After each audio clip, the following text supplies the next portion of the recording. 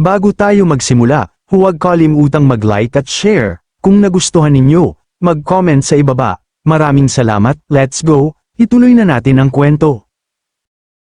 Samantala, makalipas ang ilang sandali, sa sekta ng Feathered Immortal, sa loob ng bulwagan ng ninuno, isang lugar na tila nilulukuban ng mga anino ng kasaysayan, makikita ang figure ni Li Wuji na mabagsik na umaakyat sa hagdanan, bawat yapak ay kamakalabog na parang hampas ng tambol ng kapalaran.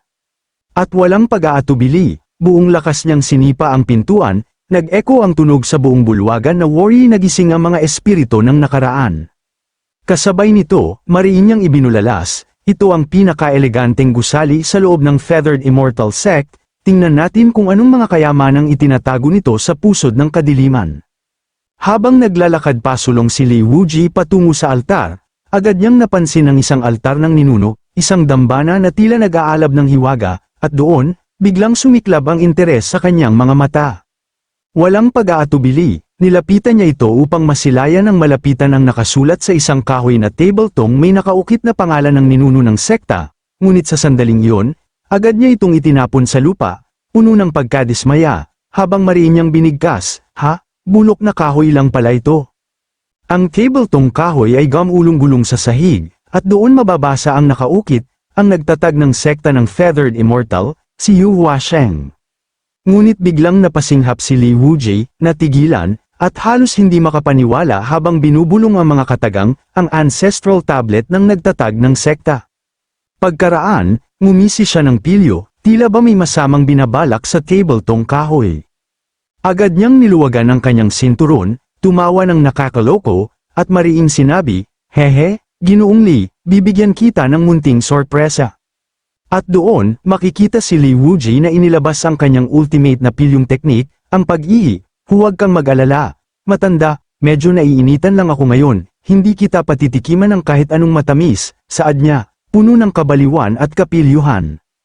Ang tabletong kahoy ay nabasa, at sa sandaling yun, biglang nagliwanag sa kulay lilang enerhiya, tila ba binuhay ng kapangahasan ni Li Wuji.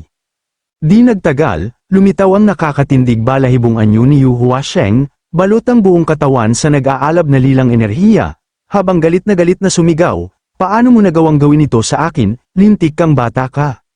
Nang masilayan ito, halos lumuwa ang mata ni Li Wuji sa matinding gulat at takot, at pasigan niyang binigkas, halaputik, ang nagtatag na patriarka ng sekta ng Feathered Immortal, natawag dahil sa pag-ihi ko.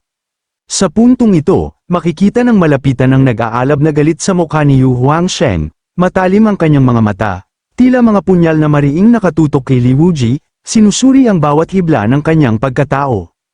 At sa isang iglap, agad niyang pinakawalan ang mabigat na presensya, isang enerhiyang dumadagundong na parang kulog mula sa langit, dahilan upang mapasubasob si Li Wuji sa lupa, mariin niyang ibinulalas, "Hindi ka disipulo ng sekta ng Feathered Immortal, magsalita? Ano na ang kalagayan ng sekta ngayon? Nasaan ang hukbo ng Netherworld?" Ang kanyang tinig ay puno ng awtoridad, parang batas na walang makakatakas.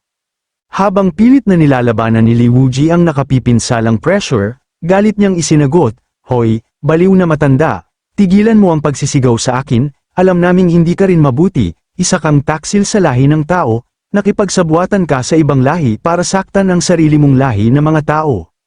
Dagdag pa niya, puno ng paghamak, "Dahil sa bulok mong pagpapalaki, baluktot din ang kinalabasan ng mga alagad mo." Nang marinig ang mga katagang yon, mabilis na ikinumpas ni Yu Huasheng ang kanyang enerhiya, dahilan upang mapatilapon si Li Wuji ng ilang metro, mariin niyang sinabi, "Kung magsasabi ka ng totoo, baka iwanan pa kitang buo ang bangkay, pero kung hindi, ipapalasap ko sa iyo ang mga pamamaraan ng isang immortal." At doon, makikita si Li Wuji na nakasandala sa pader. Bagbog ang katawan, nanginginig sa sakit, ngunit sa halip na sumuko, galit niyang ibinulalas, "Ano bang ipinagmamalaki ng isang immortal venerable? Akala mo bang natatakot ako sa iyo? Kayang lipulin ng aking guro ang buong sekta ng Feathered Ascension at 1,000,000 immortal ng Netherworld clan gamit lang ang isang daliri." Dagdag pa niya, puno ng paghamon, "Sino ka ba sa harap ng aking guro?"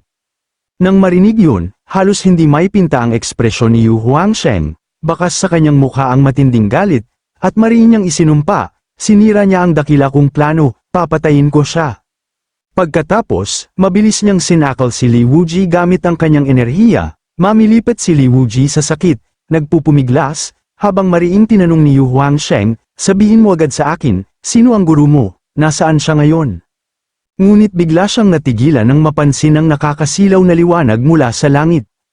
Mula sa ulap sa itaas, bumaba ang gintong dambuhalang daliri mula sa Dharma manifestation ni Ye Junlin, tinawag itong Two Fingers Heavenly Death Strike, isang kometa ng liwanag na bumabagsak sa kalupaan, nababalutan ng gintong enerhiya, pasiga na sambit ni Ye Junlin, puno ng paninindak, narito na ako, ano ang gagawin mo?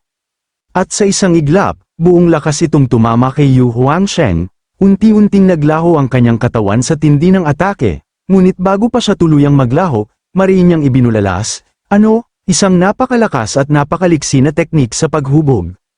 Samantala, nang masaksihan ang mga kaganapang yon, tila nakakita ng multo si Li Wuji, pawisan, nanginginig, at hindi makapaniwala sa kanyang nasisilayan, ang kanyang mga mata ay nanlaki, puno ng takot at pagkagulat, habang ang hiningay mabigat na parang binibigti ng kapalaran.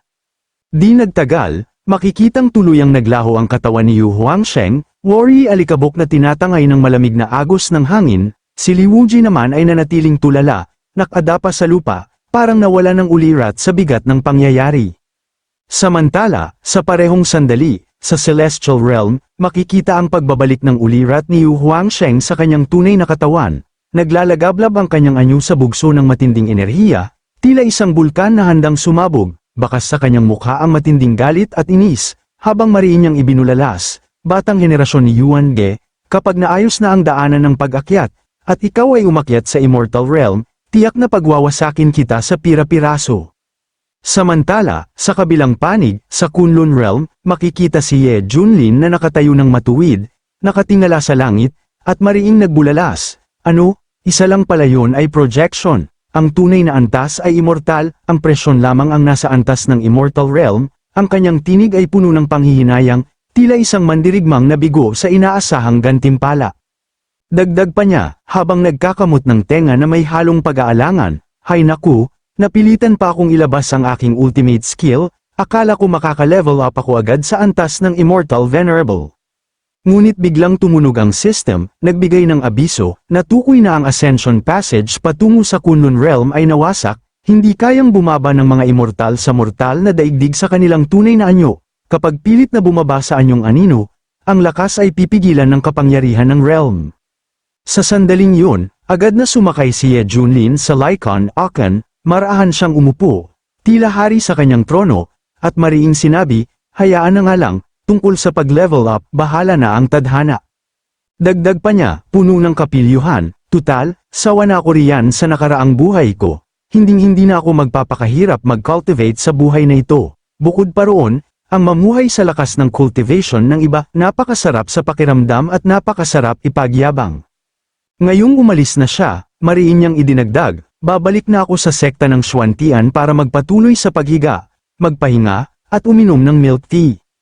Lumipat ang eksena sa isang headline ng dyaryo, malaking titik na nagliliyab sa pahina, sa anong antas na ba umabot ang cultivation ni Senior Ye, ang muling pagsilang ng dating emperador, sa isang tusok ng maliit na daliri, tinagos ang isang immortal at binaligtad ang buong mundo.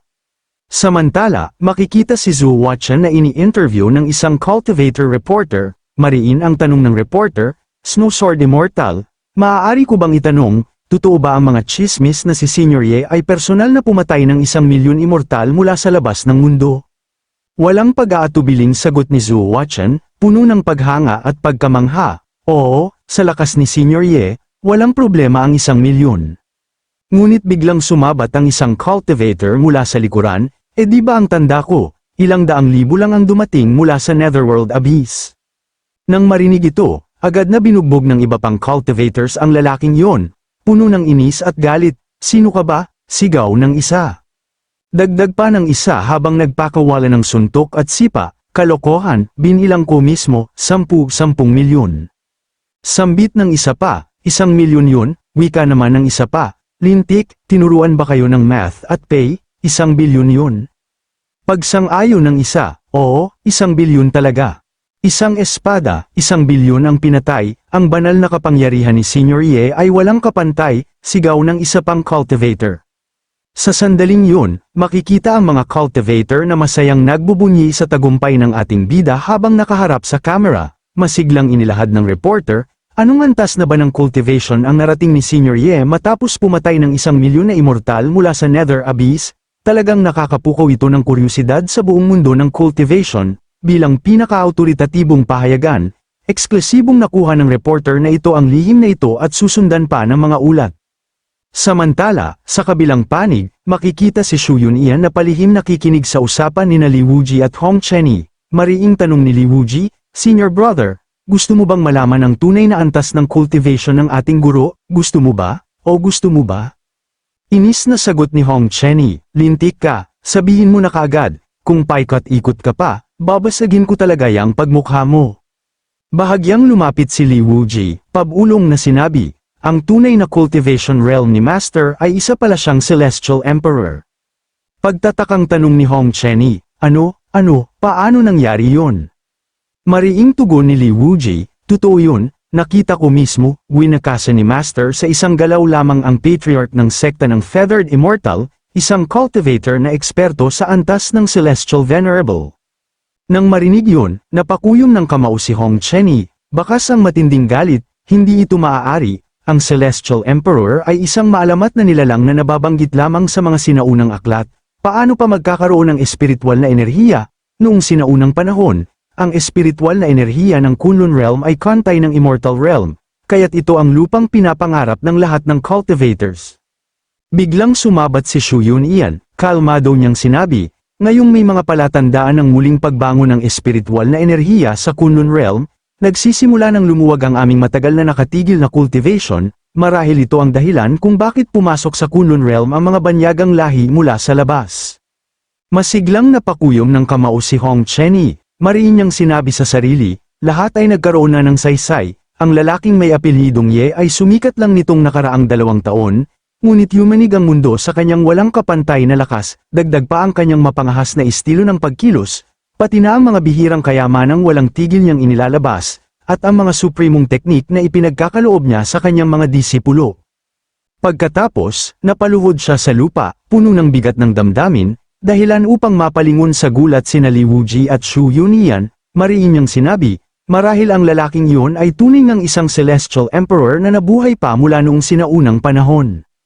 Habang nakatingala sa langit, unti-unting namuo ang makapal na ulap at kumidlat, mariin niyang sinabi, kung ganoon, mayroon pa kayang iba pang katulad niya sa Kunlun Realm, mukhang magbabago na ang mundo ng Kunlun, lintik, kailangan kong pabilisin ang pagtaas ng aking antas ng cultivation. Matapos niyang masabi yun, biglang nagdilim ang kalangitan, sunod-sunod ang dagandong ng kulog at kidlat, tila umaayon sa bigat ng damdamin ni Hong Chenny. Nang makita ito, agad napatanaw sa langit sina Li Wuji at Xu Yunyan, puno ng pagtataka, ano ito, bakit biglang may kulog at kidlat, saad ni Li Wuji. Biglang pumailan lang pababa ang malakas na lightning strike, dahilan ng pagyanig ng lupa at pagsigaw ng dalawa sa matinding gulat. At doon, sa panig ni Hong Chenny, bumagsak ang dambuhalang tribulation lightning sa kanya, tila hatol ng kalangitan, ang kanyang mga mata ay nagliliwanag sa pulang enerhiya, kasabay ng kanyang malakas na paghiyaw habang nilalabanan ang kidlat ng langit.